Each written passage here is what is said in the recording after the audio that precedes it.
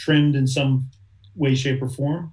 But still, right, if you can sell your smokable flower at, let's call it $200 a pound, which would be a pretty good price, and you can get 2,000 pounds or even 1,500 pounds, you're still talking about, $30,000 to $40,000 an acre, and your farming costs, including harvest and post processing, should be, 7 to 10. Wow. Right? So if I'm a farmer, there's all sorts of, it depends, and it could be much less, it could be more, but it sounds like there's potentially a compelling reason if I'm a farmer that I might want to look at that. Yeah, I would also say is that, so hemp was made virtually illegal in this country back in 1937 by care of Senator Anslinger and William Randolph Hearst. Hearst was was jealously protecting his paper production holdings, and hemp is this incredibly versatile crop, right? And when I had said you can eat it or live in it, you'll see over the next 10 years, I'm quite convinced, some pretty significant capital put against the decornication and seed production, that seed for nutrition. So you can go to the store right now and buy hemp seed, hemp hearts, and they're extremely high in naturally occurring protein, right? They're a plant protein source, right? So super clean, very attractive from that perspective. Hemp can be made into, so today, I believe that BMW currently uses hemp in more than 20,000 different car parts that it has. Wow. Yeah. So hemp in certain applications is as strong or stronger than carbon fiber and significantly more conductive. So in many ways, this is mainstream and we just didn't know it. If it's in has BMWs. the potential to be mainstream for sure. Right. Okay. Yeah. And really it seems like hemp and weed can basically do everything. Yeah, and you know what? I don't want to be that guy, right? But I mean, if you think about what the plant can do, it really does have some pretty amazing properties. And I think it's really right now is the beginning of this by a long shot. And we're super excited to be where we are in this process, just because of a lot of people in hemp, maybe they came from growing a few acres on BLM. Something else. Right. I mean, there's definitely been some crossover, but, Jeremy, early on you had said, there's not many, the implication was there weren't as many professionals in this space as there are in other spaces. And I think that that's changing. I think that you're seeing a migration of pretty sophisticated talent coming into hemp and high THC cannabis. They're tough businesses to run. I'll tell you what, I mean, high THC cannabis, the tax overlay and the level of state regulation and the lack of real banking is crazy. Right. Yeah. And not to say there's something called 280E, and I feel like I'm rambling on, but so 280E is this tax regulation that basically says if you have a federally illegal product, you are only permitted to deduct from your revenues the cost, those elements that go into cost of goods sold, right? So all those tax write-offs for any other business, right? Gone. Crazy impact. Huh. All you can write off in taxes would be anything directly linked to the actual production of the product. Exactly. Wow. So I met Dan through our mutual love of whiskey, and I've actually never asked him this, but I know because I know how much he loves good whiskey that he will have at least thought about this before. How do those two worlds meet? Like, is there some sort of... It certainly seems like there's an overlap for sure. Yeah, I mean, like I feel like all the various science and the different properties. economy. Yeah, exactly. So, and I'm sure you've thought about this. Yeah, well, okay. So I think that when I think about whiskey, I don't think Jim Beam and Jack Daniels, right? Right. I think about the 1976 Wild Turkey 8101 from a decanter that I'm drinking, right? So, or Buffalo Trace Distillery. Yeah.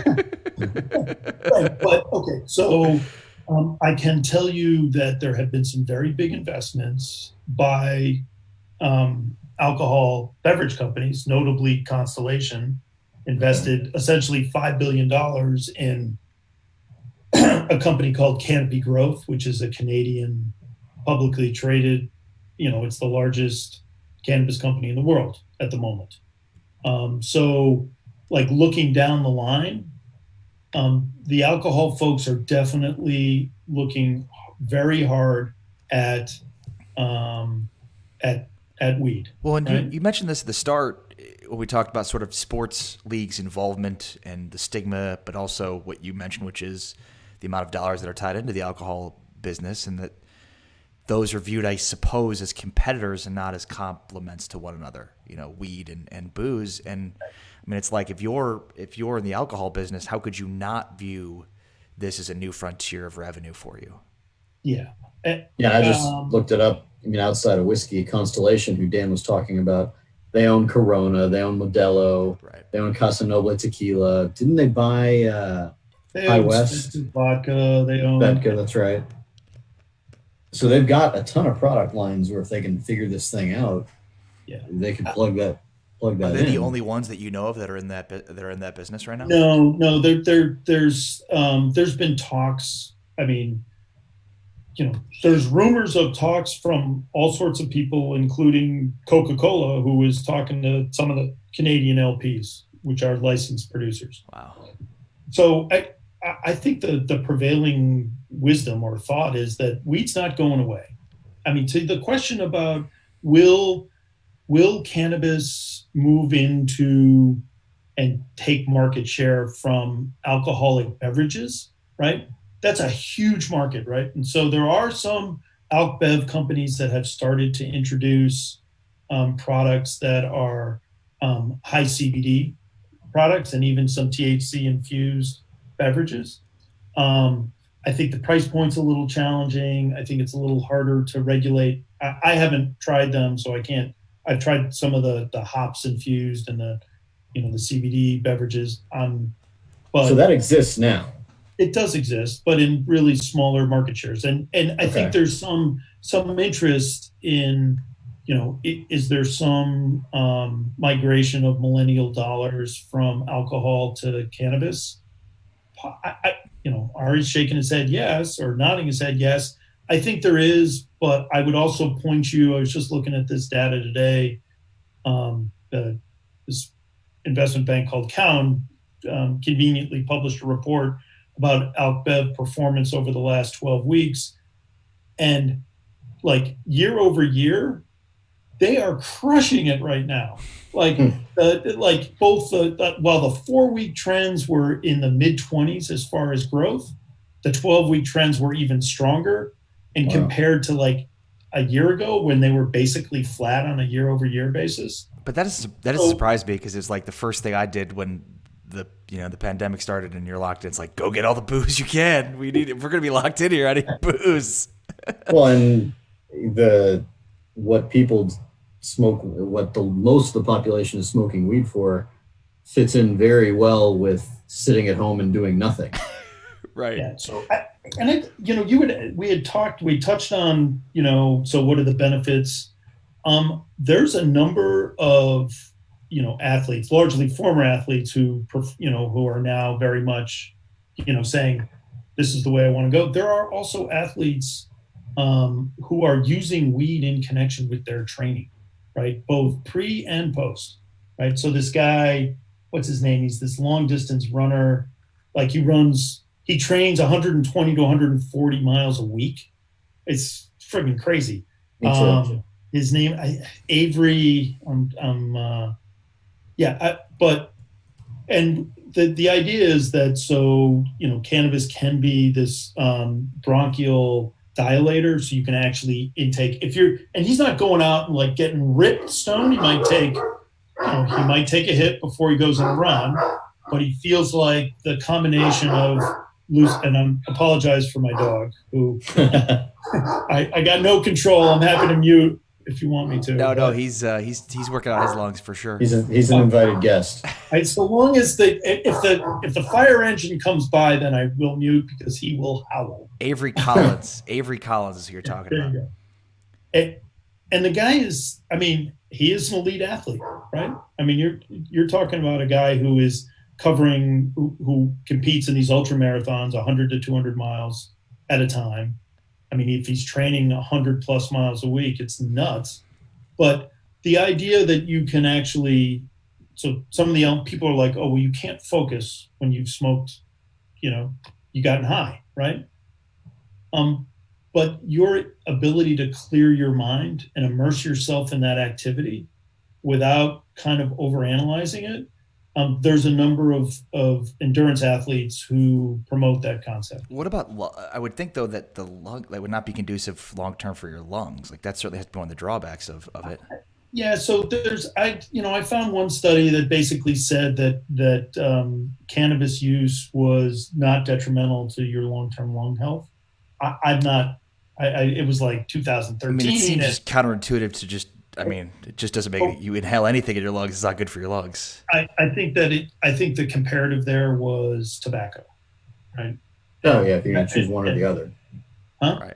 Sure, if you're going to choose one or the other, absolutely. Yeah, well, and right. I mean, and basically, there is a number in all states.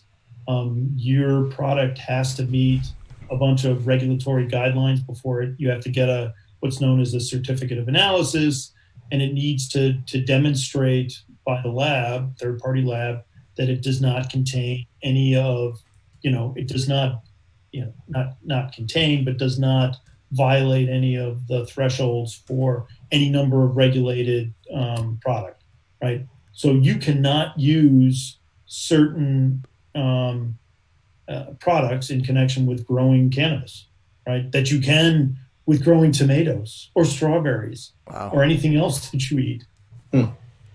It's what I know. Certainly, one of the areas of this too, in terms of athletics, is I know Jim McMahon is part of a study because he's feeling effects of what he believes to be a degenerative brain disease, could potentially be chronic traumatic encephalopathy, which is only something you could test for post mortem. But basically, like part of what so many big words in what you just said.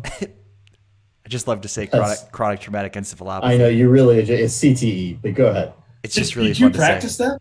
Did you have to practice that? He's literally been doing this for years. I've been giving him crap about this for years. I just bring it up in conversation without any context. Like people are like, "What?" Just like, "Don't worry, I'm a doctor." Don't worry, I looked it up for the radio.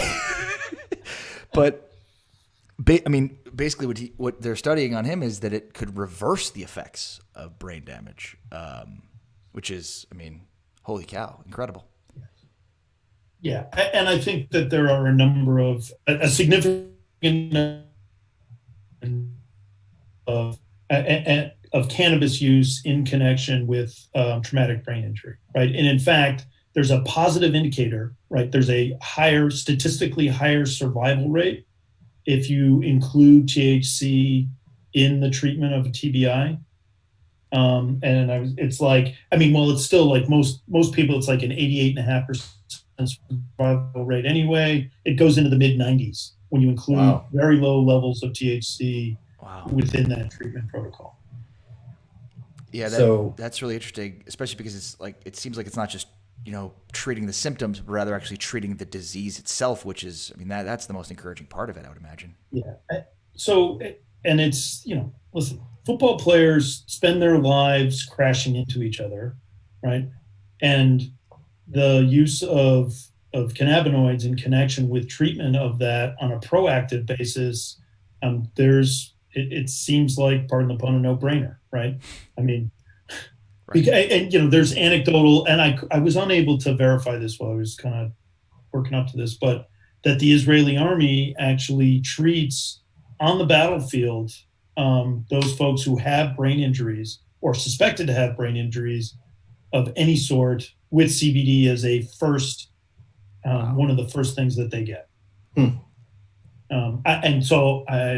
I could only find it in one place. I had heard it before, so I'm not sure that is actually the case. But I think there is quite a bit of, and there are two camps, right? I mean, there are these folks.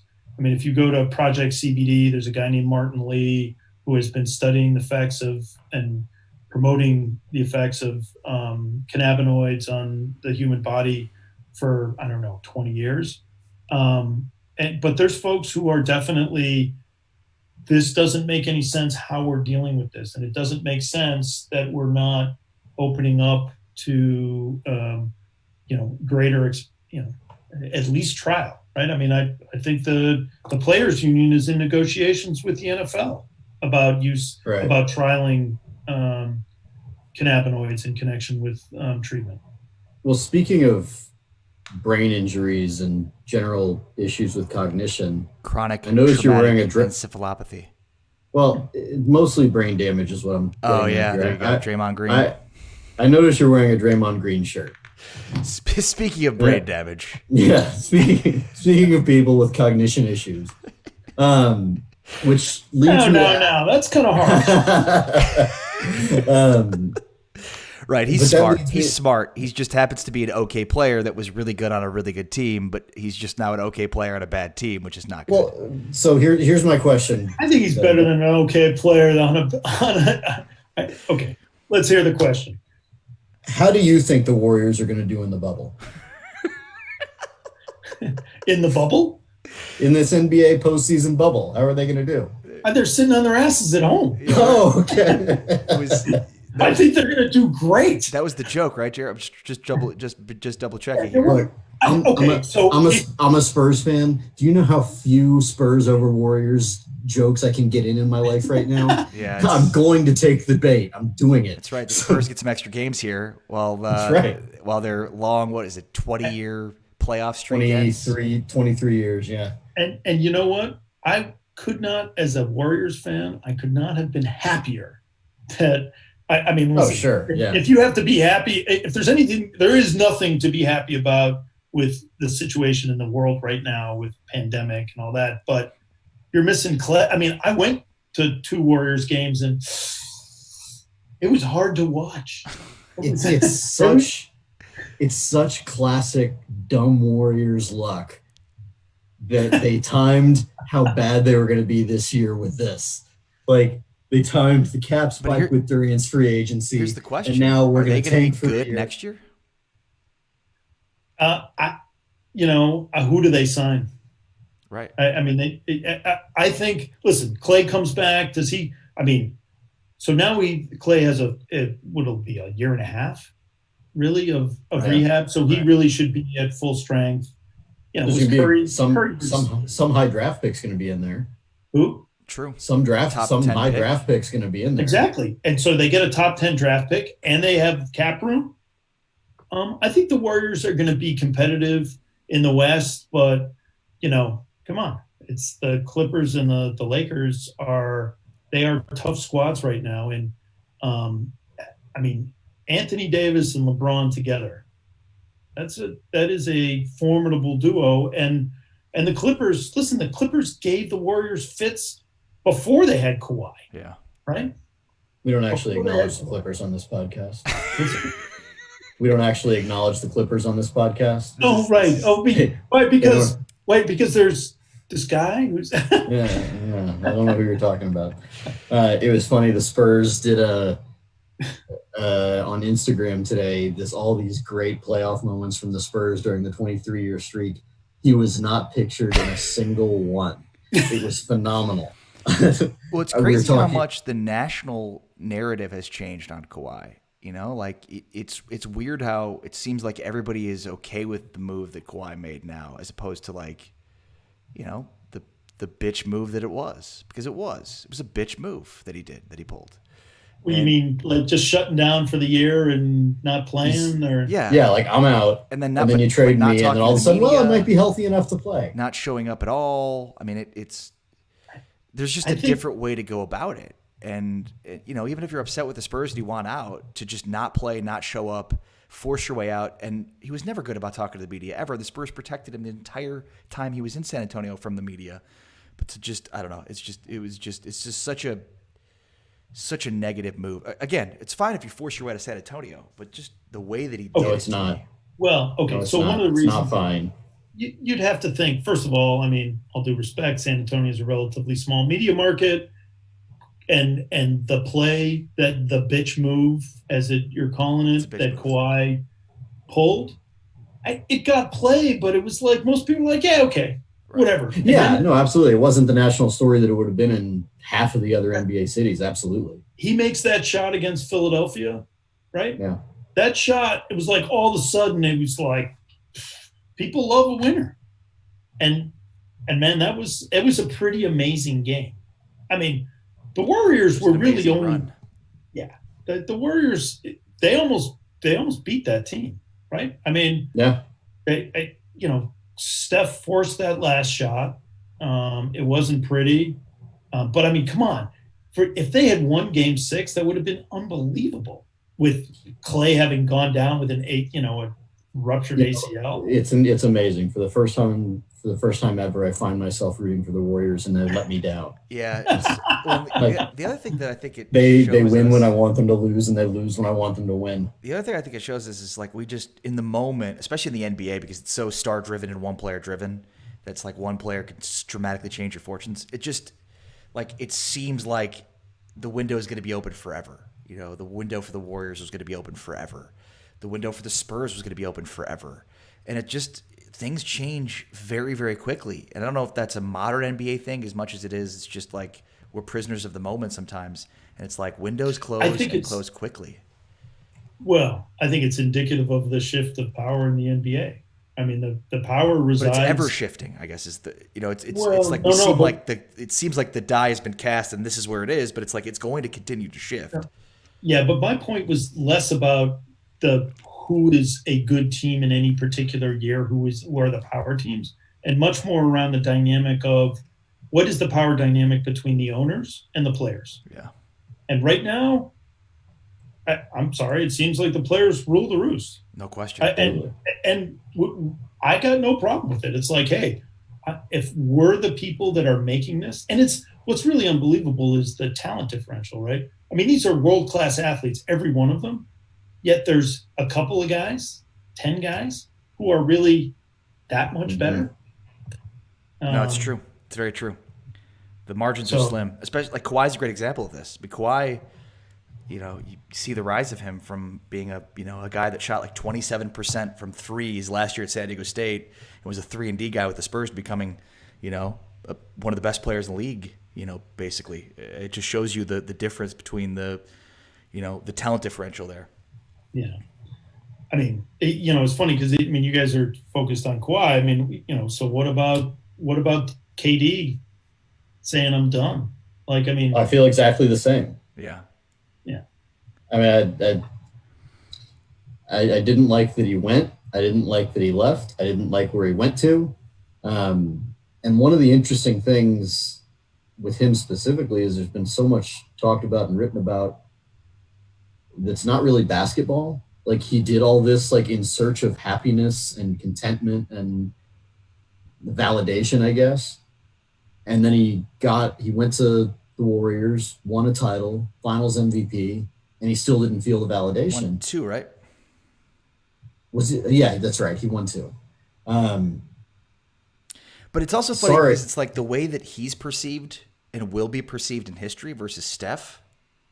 Like, they played on the same team, and yet like Steph is a legitimate champion. And I think most people, like, I remember Dak Prescott in the locker room one day, like after the microphones were off, was talking about like, yeah, I would never do that. Like, that's, like that's just not like, even high level athletes think of Kevin Durant as being like, nah, he kind of backed his way into a title, and that's not something I would ever do. Has Dak told his agent that?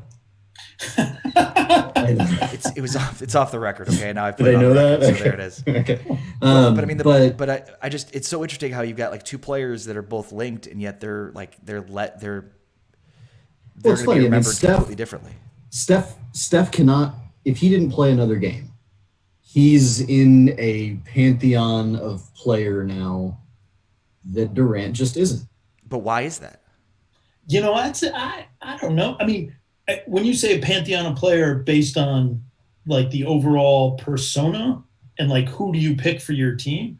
I mean, KD was unbelievable basketball player. The Warriors' style of play changed when he's on the floor. Well, and yeah, but you'd be crazy not to change your style of play for that talent. But I think when I'm talking about the pantheon of player, I think cult of personality is important. Yeah. And what kind of leader are you? And it's clear that Steph is that and Durant's not. And that's not I mean, some people just inherently are that and some people inherently are not. But Steph is and Durant is not. Yeah. No, and you want to, I mean, so I have a friend of mine is actually in the Warrior ownership group. And, you know, has, you know, incredibly positive things to say about both of them, really. He just said KD he goes, super hard read, right? He was just, you know, and they could understand why he left. They didn't like it, and there were no hard feelings really within, at least from him. He just, and you know, but KD he's a very particular kind of guy. Like, so we were sitting on the floor one night, and I'm there with a buddy, and you know, we're not overly vocal fans, but we're not just sitting there with our, you know, not saying anything, and you know, and KD's, you know, he had one play, bad call against him. And then, you know, and then he came down and he missed a shot. My buddy's like, oh, KD. And he glares over him. Like, he's like, what the fuck are you even talking to me for?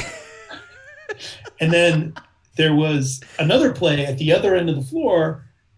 And my buddy goes, oh, Kevin. And you're close enough so he could actually hear him. He turns around and mouths.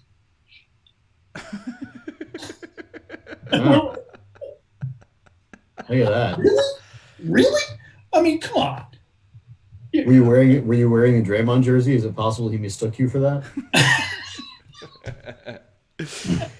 Actually, I think I was.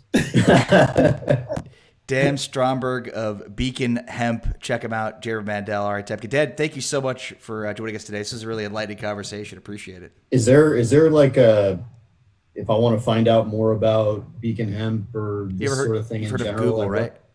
Beacon _ hemp is our IG handle, and that's really where you'll learn the most about us. You know, at Beacon Hemp Seed on Facebook and Twitter at Beacon Hemp.